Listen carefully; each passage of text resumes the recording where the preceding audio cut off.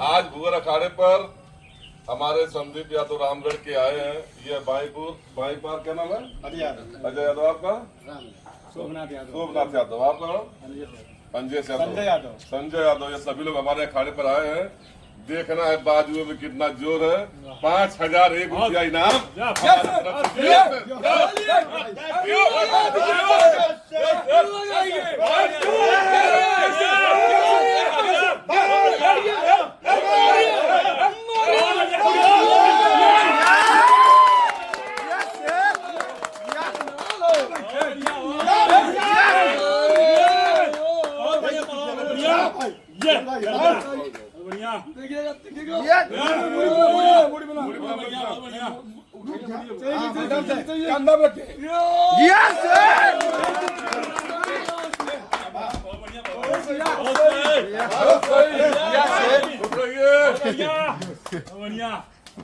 ये संदीप यादव रामगढ़ विजयी घोषित हुए आज के दिन।